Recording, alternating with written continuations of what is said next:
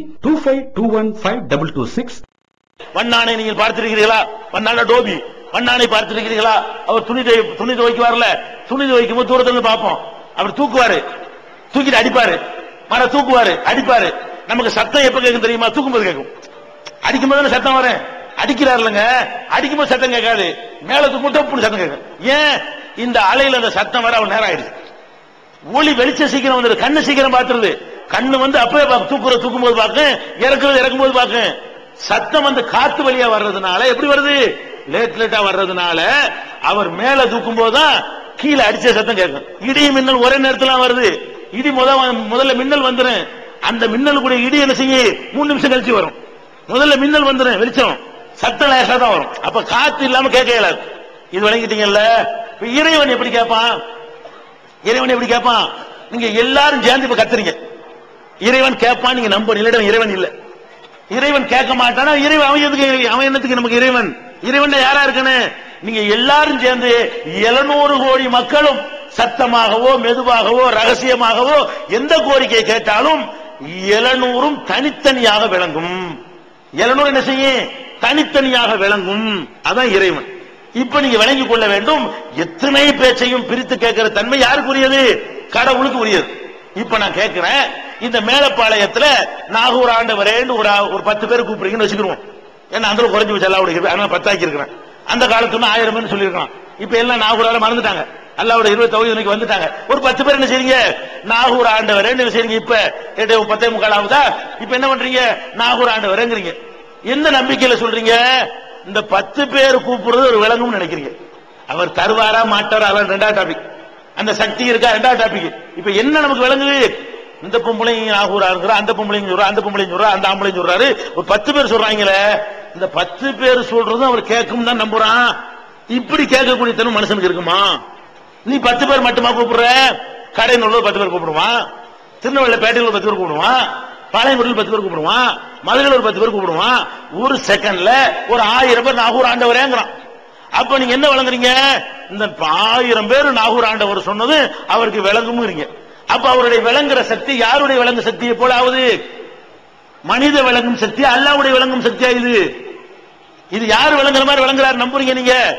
1000 பேர் கேட்டாலும் 1000ஐ விளங்குவார் என்று சொன்னால், 1000 ஒரு காதல போய் உழுவும் என்று சொன்னால், நீங்க அவரை எந்த இடத்துல கொண்டு வச்சுட்டீங்க? கடவுள் இடத்துல வச்சுட்டீங்களா இல்லையா? எப்படி வைக்க முடியும்? அப்ப அல்லாஹ்வுக்கு நிகரா யாரும் இல்லைன்னு வாயினால சொல்றீங்க. அல்லாஹ்வுக்கு நிகரா இவர் இருக்காருங்கிறீங்களே, கேட்கிற வகையில இவர் அல்லாஹ்வை போலங்கிறீங்க. இன்னும் சொல்ல போனால் முதல்ல கேட்கிற காத்து வேணும். அந்த காத்த சொன்ன மனிதன் கேட்பதற்கு காத்து வேண்டும், அல்லாஹ் கேட்பதற்கு காத்து வேண்டியது இல்ல. அவர் காத்தும் போகாம மண்ணையும் போட்டு பூசி, மேற்கொண்டு சிமெண்டையும் போட்டு, அதுக்கு மேல சந்தனையும் போட்டு பூசி காத்து உள்ளவமா ஆக்கிவிட்டீங்க. பக்கத்துல போய் நின்று கத்துனா கூட கேட்காது. ஏன்? காத்து கிடையாது. என்னுடைய பேச்சை கடத்துவதற்கு காத்து இல்லை. அப்ப காத்து இல்லாத இடத்துல அடக்கி வச்சிருக்கீங்க, அதனாலையும் கேட்காது. டிஸ்டன்ஸ் என்ன? நாகூர் மேலப்பழம் எவ்வளவு தூரம்? இவ்வளவு தூரத்துக்கு உங்களுடைய காத்து வந்து உங்களுடைய சக்தி கூட, அவர் சக்தி கூட அவளைப்ப உங்க சக்தி கூடி போகுது.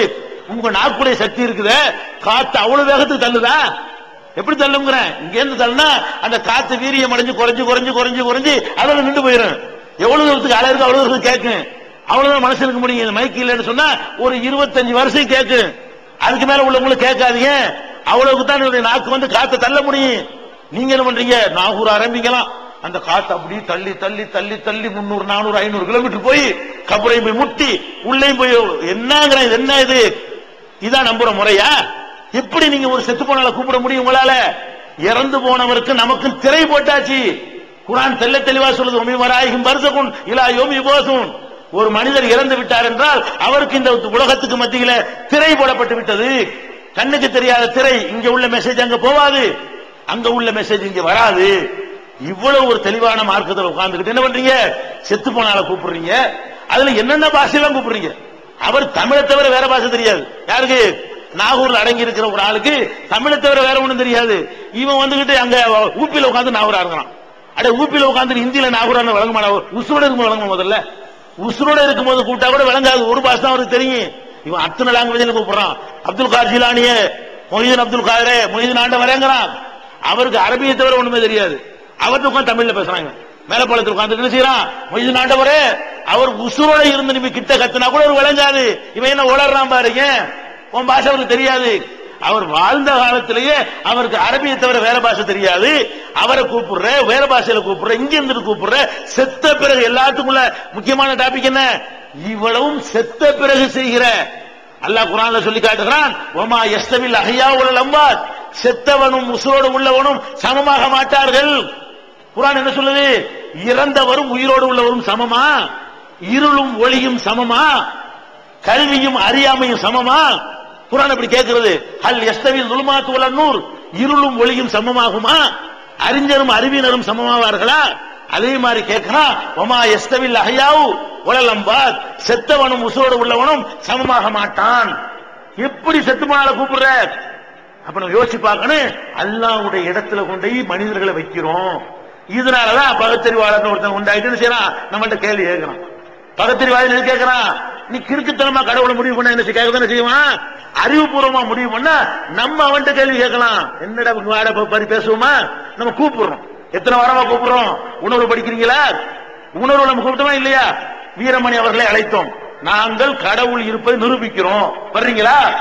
நீங்கள் கடவுளை நிரூபிக்கிறீங்களா? அறிவுபூர்வமா நிரூபிக்கிறோம், ஆதாரத்தை நிரூபிக்கிறோம், சான்றோடு நிரூபிக்கிறோம் கூப்பிடுறோம். அப்படி கூப்பிடக்கூடிய ஒரு மார்க்கத்தில் இருந்து கொண்டு இந்த கபரை கொண்டாந்து எடுத்துக்கிட்டு பதில் சொல்ல முடியுமா? நாகூரான்னு கூப்பிடுறது, அதுக்கு ஆதாரம் கொடுங்க, அவனுக்கு காட்ட இயலுமா? எங்களுக்கு இயலுங்க. நாங்க குர்ஆன்ல உள்ளபடி கொள்கையை வச்சிருக்கிற காரணத்தினால், நபிகள் நாயகம் சொன்னபடி கொள்கையை வச்சிருக்கிற காரணத்தினால் நமக்கு முடிகிறது. இன்னொரு முக்கியமான விஷயம் சொல்றேன் கேளுங்க.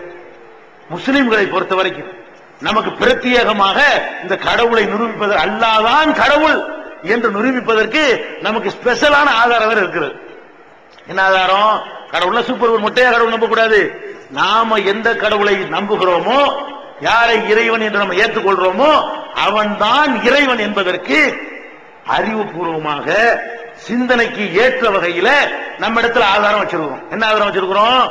முகமது நபி 1400 வருஷத்துக்கு முன்னாடி வாழ்ந்த முகமது நபி என்ன பண்றாங்க? சில வார்த்தைகளை சொல்லி இது கடவுள் வார்த்தைன்னு சொன்னாங்க. அதை நம்ம குர்ஆன் சொல்லி தெரிஞ்சு வச்சுக்கிறோம். குர்ஆன் என்பது யாருடைய வார்த்தை? இது என்னுடைய வார்த்தை இல்லை, இது இறைவன் புறத்திலிருந்து எனக்கு வந்த வார்த்தை அப்படின்னு யார் சொன்னா? முகமது நபி சொன்னாங்க. அந்த வார்த்தை இன்னைக்கு நம்ம பாதுகாக்கப்பட்டு குர்ஆனாக நம்ம எல்லாத்தையும் இருக்கிறது. எல்லா மொழிகளிலும் மொழிபெயர்க்கப்பட்டு வந்து விட்டது. அந்த குர்ஆனை இன்னைக்கு புரட்டி பார்க்கிறோம். இன்றைய விஞ்ஞானிகள் புரட்டி பார்க்கிறான். அப்படியே ஆச்சரியத்தினோட உச்சிக்கு போயிடறான். என்ன உச்சிக்கு போயிடறான்? 1400 வருஷத்துக்கு முன்னாடி முகமது என்பவர் கடவுள் வார்த்தை இல்லாம இருந்து அவரா சொந்தமா இட்டு கட்டி இருந்தா எப்படி இட்டு கட்டி இருப்பாரு? அந்த காலத்து அறிவுக்கு தகுந்த மாதிரி தான் இட்டு கட்ட முடியும். அந்த காலத்து அறிவியலுக்கு ஏற்றவாறு தானே பேச முடியும். அந்த காலத்துல என்னத்தை கண்டுபிடிச்சாங்களோ அதைத்தானே பேச முடியும். அவர் குர்ஆன் என்று எதை சொன்னாரோ அது இன்றைக்கு விஞ்ஞானிகள் கூட கஷ்டப்பட்டு கண்டுபிடிச்சிருக்கிறான அதை விட சிறப்பா இருக்கிறது. ஆச்சரியப்படுறான், விஞ்ஞானம் ஆச்சரியப்படுறான். எந்த அளவுக்கு ஆச்சரியப்படுறான்? சுருக்கமா சில பட்டியல்கள் மட்டும் பாருங்க. இது கடவுளுடைய வார்த்தை தான், குர்ஆன் அல்லாஹ்வுடைய வேதம் தான் என்பதற்கு ஒரு சில சான்றுகள், தெரிஞ்ச சான்றுகள் தான் இந்த இடத்துல பதிவு செய்ய வேண்டிய சான்றுகளா இருக்கிறது. என்ன சான்றுகள்? இப்ப நம்ம கடலை பார்க்கிறோம், கடற்கரை இருக்குது. முகமது நபி கடல் பிரயாணம் போனாரா? அவர் கடல்ல பிரயாணம் செஞ்சது கிடையாது, கப்பல்ல பயணம் போனது கிடையாது. அந்த முகமது நபி கடலை பற்றி பேசுறாரு. என்ன பேசுறாரு? குர்ஆன்ல இறைவன் சொன்னதாக பேசுறாரு. 2 கடல்கள் இருக்கிறது, உன்னோடு ஒட்டிக்கிட்டு இருக்கிறது, ஆனா 2க்கு மத்தியில ஒரு தடுப்பு சுவர் இருக்கிறது, இதுவும் அதுவும் உன்னோட கலக்காது. குர்ஆன்ல இருக்கா இல்லையா?